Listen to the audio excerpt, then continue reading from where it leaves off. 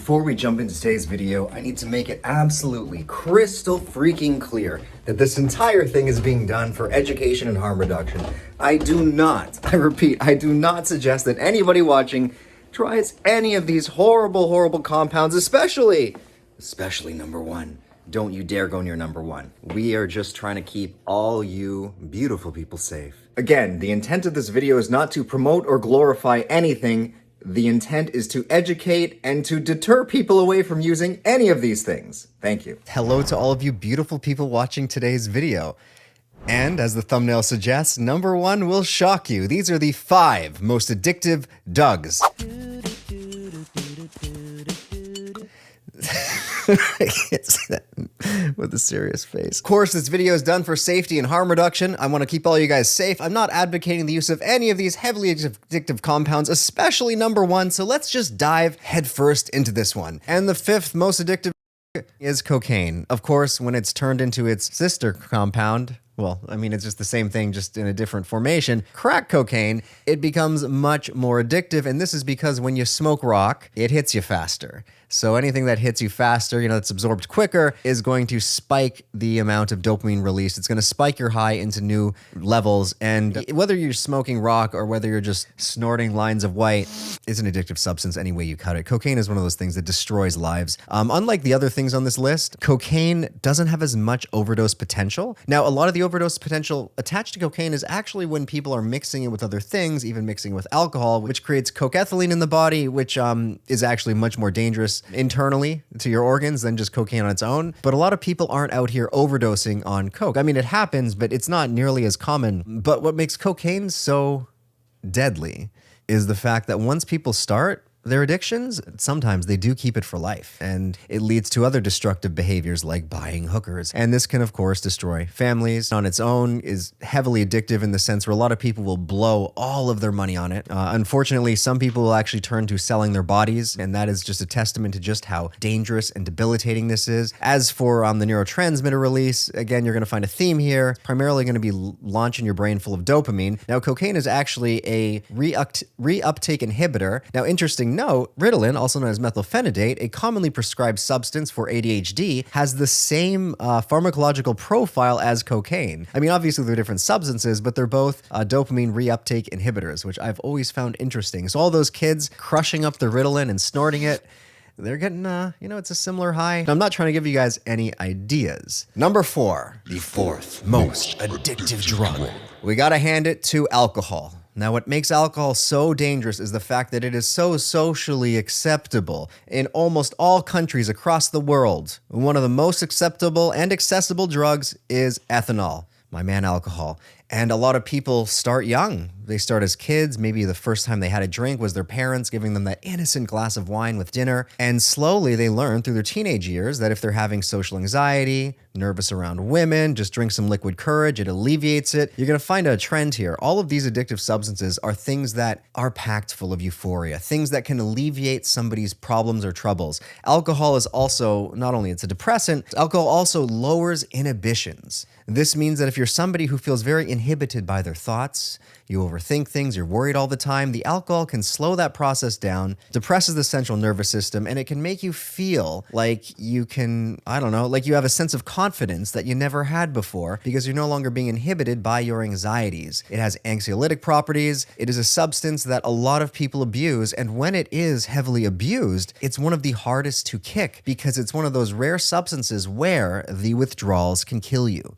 If you are a heavy alcoholic, you can't go cold turkey. There are numerous stories of people dying in rehab because they went to rehab and they were refused even a sip of alcohol, which could have saved their life. Now, I don't know about you guys, but any substance where I need to keep taking it or else I'll die is something that I'm going to avoid becoming addicted to at all costs. Of course, there's so many social repercussions attached to being an alcoholic as well. It destroys your life. It destroys families. In terms of destroying your life, I mean, look at drunk drivers. Look at, huge strain it has on your organs, liver cirrhosis. It's also one of the most common substances to be found in somebody's system after they committed suicide. How many murders happen because somebody was drunk? It is a very destructive compound that unfortunately is the staple of many societies across the world, and it is so socially acceptable, a lot of people don't even realize that it is in fact a drug. Not only a drug, it's a very hard drug. There's a lot of illegal substances that would never touch the danger potential of alcohol. For example, mushrooms. Nobody's ever died from eating too many mushrooms, at least not physically speaking, but people aren't eating too many mushrooms and then dropping dead from an overdose. And mushrooms are illegal in a lot of places, but then we got legal stuff like alcohol that's killing people numerous ways, left, right, and center, and people drink it with a smile and they see it as the answer to all their problems. Like, if you're celebrating a win, let's have some drinks. If you're not celebrating a loss, but if you're enduring a heavy loss, let's have some drinks. It cheers you up when you're down. It makes you feel better when you're already up. It's a very versatile compound that unfortunately has a lot of risks attached to it. Number 3, third most addictive substance, we got to hand it over to ice. Meth. Methamphetamine. Those blue rocks from Breaking Bad. Maybe blue, but it's the bomb. Oh, blue, yellow, pink.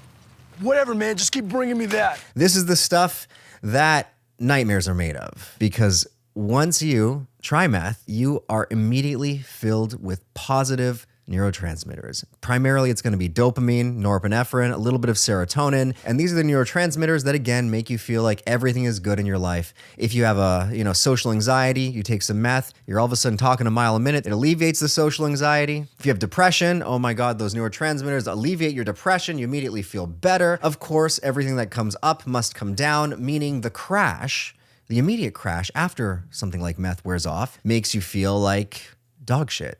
Lower than you did before you even tried it, which is why a lot of people will avoid crashing at all costs, and they'll binge for days, sometimes being up for 3 days in a row. And they will avoid eating, they will avoid obviously sleeping, they will avoid their responsibilities, children, jobs, anything that takes them away from either smoking or shooting up more meth. Again, this is one of those substances that you should probably just never fucking touch. All right, let's move on to number 2. We're gonna have to go with, well, in the olden days, it would have been heroin, but these days, you can't even get real heroin unless it's laced with fentanyl. So you could interchange number 2 with being either fentanyl heroin or the fentanyl heroin mix.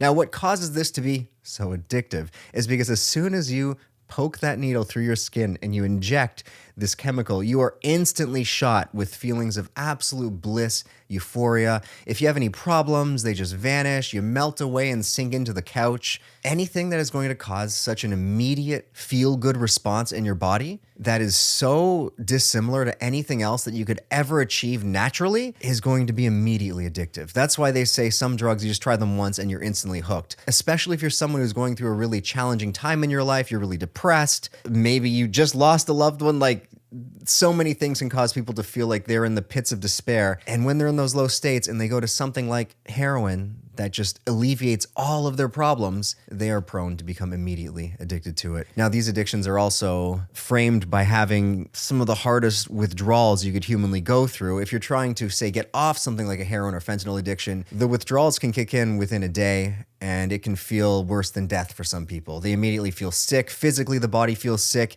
You're sweating, you're puking, you got a runny nose. You just feel like absolute death. And a lot of people stay in these addictions just because they are trying to avoid going through that debilitating withdrawal phase. And finally, number 1, the most, in my opinion, addictive drug is actually humans. However, it's not what you would think. It's not love that creates the most addictive chemical cocktail between two parties. It's actually something called the trauma bond. The trauma bond plays with a mix of cortisol and dopamine, getting you addicted to the constant highs and lows. And it is the reason why women who are in severely physically abusive relationships don't leave their partners. Well, it's one of the reasons. I would wager it's the biggest reason. Don't get me wrong, feeling love for someone is a very addictive chemical release because of that oxytocin, but the trauma bond just takes things to a whole other level. And for those of you who think I'm absolutely batshit crazy for including humans as the most addictive drug, well, when you are trauma bonded to someone, it creates an extreme chemical dependence. In fact, a lot of drugs like, say, amphetamines or methamphetamine, how they actually work is it's kind of like an instruction manual to your brain, which signals your brain to release more dopamine and to block the reuptake of dopamine. Meaning things like stimulants aren't actually giving you anything. It's all coming from within you. So the chemical dependence from, say, a relationship is, again, offering your brain instructions to release more of this addictive neurotransmitter. The two things are very, very similar. Now, a lot of people seem to have a misconception on how a trauma bond is formed and also what a trauma bond is. A trauma bond doesn't mean that you're sharing trauma with someone. In fact, it's a purely one-sided thing. Now, how the trauma bond is formed is very interesting because it's actually done in a very, I guess, counterintuitive way. What happens is you're with someone who's very emotionally abusive, and they constantly keep you in this cycle of valuing you and devaluing you. An example would be they're in like a love bomb stage, and you feel like a lot of love and affection, and you feel like this person really cares about you. And then they'll counter that with, it could even be the next day, they start to criticize you and put you down and make you feel like, I don't know, every problem in the relationship or maybe even the world is your fault, to the point where you start to believe this. And now you're feeling this sense of, oh my God, you got addicted to the good feelings this person was eliciting in you. And you're like thinking, why am I not getting those good feelings back? And then what happens is they reverse it and they start again, filling you up with good feelings, good positive emotions. And it's a cycle of constantly praising you and then abusing you, praising you, abusing you. And this creates what is called the infamous trauma bond. And the trauma bond can actually be so severe and addictive that you would think that somebody in that situation would want to get away from it and run.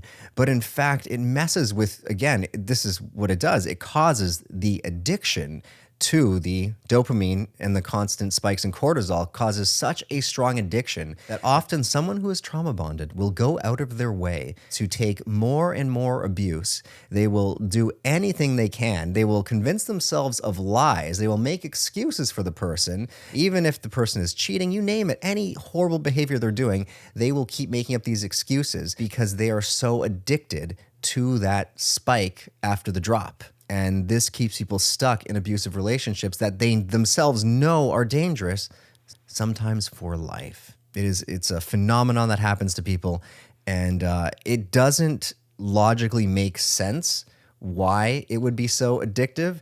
It sounds counterintuitive, like yes, there's good and bad, but why wouldn't you just get out of it? And part of the reason is you become not only addicted to the good feelings, but you're addicted to specifically the person who is eliciting these feelings out of you. You see them as the only one who can pull you out of the pits of despair that they've sent you down into the depths of. So you start to assign the person causing your trauma as both the hero of your story and the villain. And it's not something that you can rationally think your way out of. In fact, again, all experts suggest that the only way to make it out of those terribly addictive cycles is to treat it like a drug addiction. You have to abstain. You have to remove them from your mind. And just like any drug addiction, this is so much more difficult than it sounds, because it is an actual release of neurotransmitters in the brain that is pretty much in line with being addicted to something like heroin. It is insanely challenging. When, say, somebody leaves a relationship, somebody dies that they loved, this addiction can last, again, for years, because that person was the only one. There's no other drug to replace that person. You know, everyone is unique. And without that person, i.e. that drug, you no longer are getting your fix and you go through withdrawals. Anyway, I hope you guys all enjoyed my very fast list of the 5 most addictive drugs, according to me. If you guys enjoyed this video, make sure you head on over to psychedsubstance.shop, buy your very own trip blanket. We still got some stock left. And if you support these videos, head on over to our Patreon page where you can pledge as little as $2 to watch uncut, uncensored videos that we cannot show on YouTube. And as always, if you liked the video, hit the thumbs up button, leave a comment for that algorithm, and I will see you guys all in the next one. Cheers.